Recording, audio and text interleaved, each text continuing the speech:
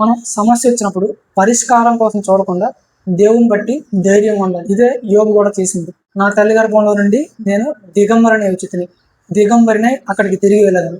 యెహోవా ఇచ్చును, యెహోవా తీసుకున్నాను, యెహోవా నామమునకు స్తుతి కలుగును గాక. అంటే యోబు ఇక్కడ తన సమస్యలకి పరిష్కారం కోసం చూడట్లేదు. ఆయన ఇచ్చాడు, ఆయన తీసుకున్నాడు. ఆయనకు తెలియకుండా నా జీవితంలో ఏది అనుమతించబడలేదు.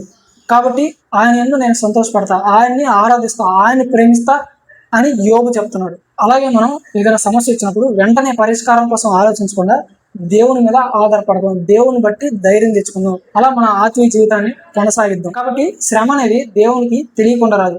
ప్రభువైన యేసుక్రీస్తు వారి శిష్యులు భయపడుతూ ఉంటే క్రీస్తు ఏమని చెప్తాడు అంటే, 5 పిచ్చుకలు 2 కాసులకి అమ్మబడుతూ ఉంటే అయినా మీ పరలోకపు తండ్రి సెలవు లేకుండా వాటిలో ఒక్కటి కూడా నేలన పడదు. అయితే మీరు పిచ్చుకల కంటే శ్రేష్ఠులు, వాటికంటే శ్రేష్ఠులు, మీ తల వెంట్రుకలన్నీ లెక్కించబడ్డాయి అని చెప్తాడు.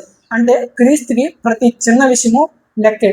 కాబట్టి మనం ప్రతిదానికి అధైర్యపడకూడదు. ఈ తల వెంట్రుకలు ఎన్ని ఉన్నాయో లెక్కించాడు క్రీస్తు. కాబట్టి మనం దేనికి భయపడకూడదు. తల వెంట్రుకలనే లెక్కించినోడు మన తల తెగే సిచ్యువేషన్ వస్తే ఊరకుంటాడా? ఆయన శిలువ మీద ప్రాణం పెట్టి మనల్ని రక్షించింది చంపడానికి. ఒకసారి ఆలోచించండి. ఏదైనా శ్రమ వచ్చినప్పుడు దీని వెనకాల దేవుని హస్తం ఉందని గుర్తెరిగి దీని ద్వారా దేవుడు నాకేదో ఒక అనుభవాన్ని నేర్పించాలనుకుంటున్నాడు అనేది మనసులో పెట్టుకొని ప్రతినిత్యం దేవుడిని ఆశ్రయించాలి అనేది నా ఉద్దేశానికి. కాబట్టి ఆయనకు తెలియకుండా మన జీవితంలోకి ఏది రాదు. శ్రమ వచ్చినా, బాధ వచ్చినా ఆయనకు తెలియకుండా మన జీవితంలో అనుమతించబడదు. కాబట్టి ప్రతి దానికి అధైర్యపడద్దు.